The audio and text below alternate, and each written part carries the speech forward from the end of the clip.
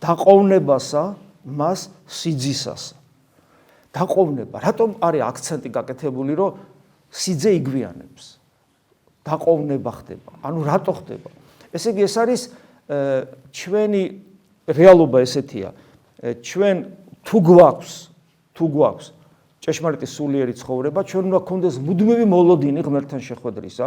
ეს არის უფლისდიდების დაბრუნება, ეს არის ჩვენი გარდაცვალება და ეს არის პირადი შეხვედრა ღმერთთან და ფაქტობრივად ეგ სამივე უნდა რეალიზდეს ჩვენ ცხოვრებაში, პირადი შეხვედრაც უნდა გქონდეს, გარდაცვალებაც მოხდება ჩვენი, რა თქმა უნდა და შეხვედრა უფალთან და რა თქმა უნდა უფლისდიდების დაბრუნება, რომელსაც ჩვენ შევხვდებით უფალს, გინდა გარდაცვლილი ვიყოთ და გინდა ცოცხალდი. ეს ქრისტიანული სწავლება არის ესეთი.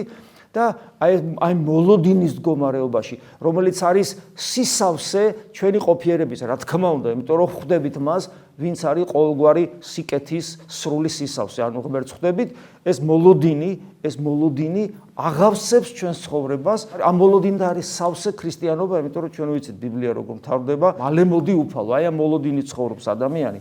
მაგრამ მეორე მხრივ ჩვენ ვხედავთ, რომ მიერულა ყოველთა. აი ამ დაყოვნების პერიოდში ადამიანს მიეძინა.